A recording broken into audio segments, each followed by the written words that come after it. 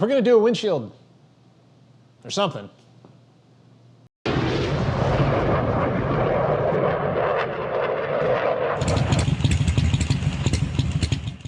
Hey guys, welcome back. Salty Flyer here. Thanks for joining me for another video. So over there, yonder, I've got a package from Klockwerks, and it's a windshield. It's an 8-inch flare windshield that I'm gonna put on the street glide today.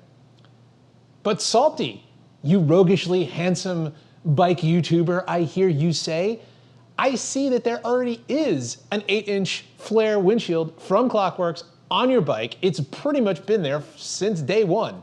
And you would be correct. This is something else, and we'll talk about it in a moment. But I figured since I put the windshield on the bike before I ever even started the channel, we would talk a little bit about what all is involved in installing it. Spoilers, it ain't much. The benefits of it, kind of a review, a product review. Maybe some consumer advice from your friend Salty, if you will. So let's get into it. So, I love y'all, but I'm not gonna put the old windshield that came with the bike back on it just to prove a point. But I will show you, it was this magical piece of plastic right here. This is the stock windshield. So, by the way, spoiler alert, if I didn't mention this before, this is for the Batwing crowd, so Road Glide bros, love y'all, stick around, but this probably won't interest you that much because it's pretty specific to the 24 and up Batwing crowd. This ain't a windshield, man. This is a trim piece. It looked cool. I will admit, it looked cool on the bike, but my first ride home was very disappointing because I just bought a bike with a fairing and a windshield for the first time, which had a stereo for the first time. And I got on the freeway on my way home, and at 85 miles an hour, I didn't know either of them were there. I didn't. My head was getting buffeted all this shit from the wind, and the wind, I couldn't hear the stereo for a damn. This had to go.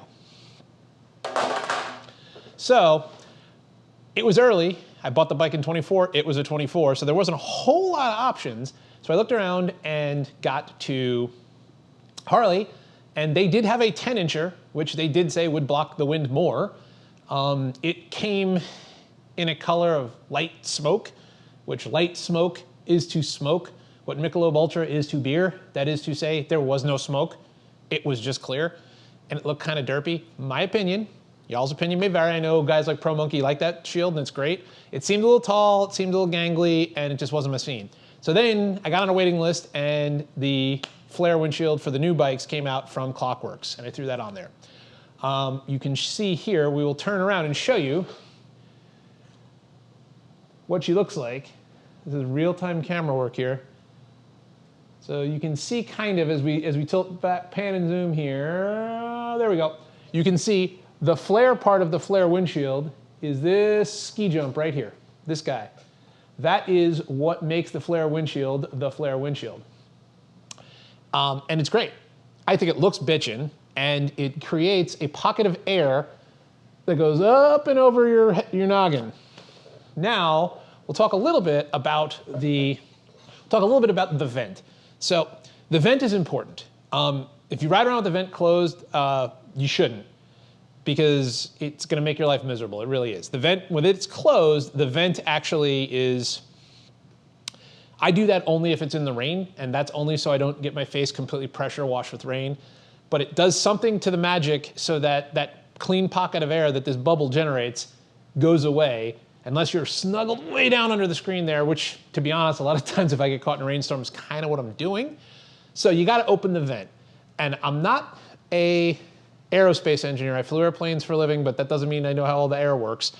But my theory is that this bubble gets pushed back by the air out of that vent. Therefore, it gives you a nice little pocket to live in. And to be honest, I only have to adjust it a little bit depending on where I'm where I'm seated when I'm riding and what helmet I got on. If I've got the full face, it's pretty tall. If I've got the custom destruction, it's a lot more low profile, and where I set that vent will determine whether or not my head's getting buffeted or I'm having a comfortable ride. I will say that the Klockwerks shield is one of the two things that made the stereo tolerable. Not good, but tolerable. What moved it down from like must fix on the list of things I want to do to I haven't gotten to it yet. That said, stereo upgrades coming soon. Believe that. The other thing was the software update that they pushed out. Link above in my award-winning video of how to do it. Really, I think all that did was it made the stereo louder, but I don't think it made the stereo any louder, like kind of how like the ride modes don't make the bike any faster. They just kind of take some of the electronic handcuffs off and make the bike do what it already could do. I think it's the same for the stereo. I think they were protecting the crappy speakers from getting blown out by tuning it down, and everyone bitched and moaned about the stereo being impossible to hear, so they said, all right, screw you guys, and they cranked it up with that software update. But the windshield was the biggest one. With that and the stereo update, I was able to hear the stereo, and life was good. So you say, Salty, why are we here? Why are you yapping at us ifin you already got the windshield of your dreams on there? And here's the thing, pure vanity. That's why, honestly, confession time. If I had it to do all over again, I probably would have gotten the chrome trim. There, I said it. I thought the murdered out bike was awesome, but I realized that it's murdered out. Everything is black on this bike. The bars, the pipes, everything. There was very little. I think the only shiny bit was the shifter linkage and the top of the heads. So it needed something. I didn't want to move through life like a shadow. So I wanted to start putting pops of color on here. And that is where Klockwerks comes in. We're going to unwrap this thing and get it on there. They now have color flare windshields, just like they did for the older fairing styles. And they're awesome looking. And I wanted to go with red because I'm doing a whole black and red thing. You've seen that if you've watched the series of videos of what I've done to this bike, that's what I'm going for. So without further ado, let's pop this bad Johnny out and see what we got going. Then what we'll do is we'll swap the screen out. When I have it off, I'll talk to you really briefly about how you go from the Harley screen to the Klockwerks, but going from Klockwerks to Klockwerks is literally a screwdriver. It's gonna take me more time to talk about it now than it's gonna take to do. But realistically, none of this is hard. If you're worried about this, please just go do it, just do it. If you want to, it's the easiest thing in the world. You have to pop like about 5-6 bolts off, put it together, slap it back on, Bob's your uncle.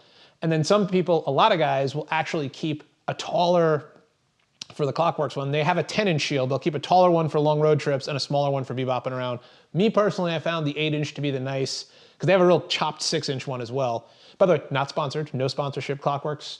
You make a good product, call me. But yeah, no, they are, the 10-inch is, I think, good for touring. The 6-inch looks really bitchin', but kind of a little low for me. I'm 6 foot tall. Some of the shorter folks like it okay. I think the 8-inch is a perfect median size for how I ride and what I like. It works perfectly. So let's open up what we got in the package and see what we have. Okay, so I don't do unboxing because really, does anyone want to watch a middle-aged fat guy open a cardboard box? Anyone? Not really? I didn't think so. Maybe it's like some ASMR thing. I don't get that either. So in the package, you're gonna get this, which is going to be a box of hardware, or a bag of hardware, I should say, and you'll get the main event, the shield. Oh, she's so pretty. So here it is, the 8-inch flare shield in red. And obviously, it's got the protective plastic on the outside to keep it from getting beat up. So you don't see the redness, but we'll take care of that in a second because I ain't scared. I'll be careful. So we'll peel that off right now. And there she be. Look at that. I think that's gonna look awesome on the bike, right?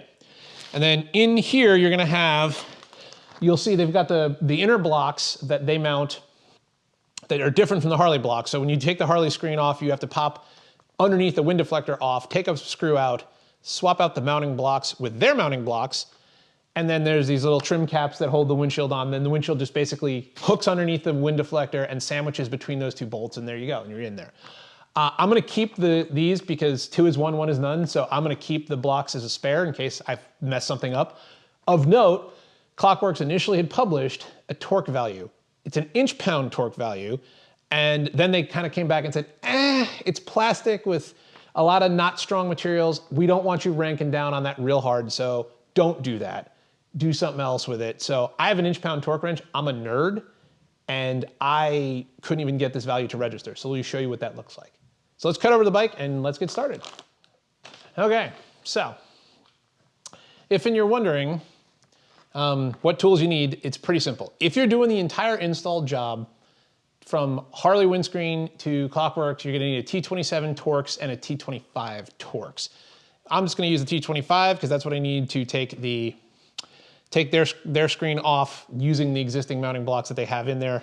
And then I will reuse the hardware we have and put the new one on. So, T25, and oh boy, I'm so excited to use my T-handles for the first time there. So let's do that, and we'll pop these right off. All right, so T25 Torx. I'm gonna pop these blocks off. So one of the things is, I know a lot of people do the good and tight method, but this is plastic. You do not need to torque this thing down. It's not coming off. I mean, if it's coming off, parts of the bike are coming off with it. So just, you can break it and distort it and deform it and everything else. So just be advised of that. So we're gonna pop these off, and then I'll show you what's underneath, and then we'll get back to you.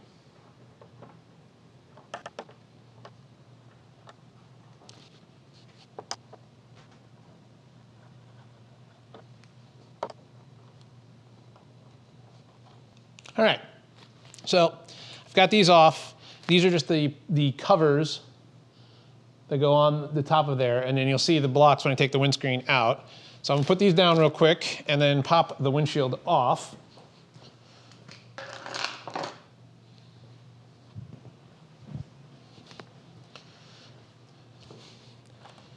Lift it out, and there you go. Boom. So if you see underneath here, these are what they were talking about. These are the Klockwerks blocks. So these come in the kit, and to get these on, you have to take this off, and you have to take this wind deflector piece off, take the Harley mounting bracket off, and then put these back on. The instructions come in the box. They're full of pictures. I'm not gonna do that because I can reuse these because it's the exact same size windshield. If you were to put a different one on, shouldn't matter because the holes are drilled in the same spot, right? Everything comes up from there. But I'm gonna take this off and put Big Red on and see where we're at. You have to kind of just work. There you go. You work those little hooks in there, and ooh, that already is, I think that's, the light is not doing it favors, and I apologize, the magic of TV, but maybe I'll juice the color a little bit when I edit this. But that's what that looks like. So let's get those bolts on there, and we're out the door. So they say an important thing that they say. So two things that they stress in their video that they put out for mounting this up is, one, hand start the screws. If you have some kind of power device, that's all well and good. Hand start it. Remember, your plastic going into basically a brass bushing. You're going to a brass bushing in plastic. So this is not the time to use your power torque driver 3000 or anything. Just get a few threads bit in there on both of them, and then tighten them down. The other piece they're gonna tell you is the torque setting. And I told you before, I'm a nerd. I own an inch-pound torque wrench, but I think they have a pretty good setting. And we'll tell you what that is to get to 8 to 10 inch-pounds. I'll give you a hint. That's not a lot. You're not torquing head bolts down here. It's just a plastic windshield. So we'll get these down. You don't have to do any kind of like alternating star pattern. I just like to not wrench one. If they're on a line on one fastener, I don't like to torque bolt one all the way down and then do the other one because it's kind of like a waste. So so I'll show you what 10 inch-pounds looks like. That's what she said. I make this joke because I think there's probably one woman maybe that watches this channel. So here's what 10 inch-pounds looks like, right? It is screwed down to the point where it bottoms out, then watch, 1/4 turn past. That's it. One quarter, or that's not quite, there's the bottom, right? 1/4 turn past. That's all you need to do. I promise you, they're not going anywhere.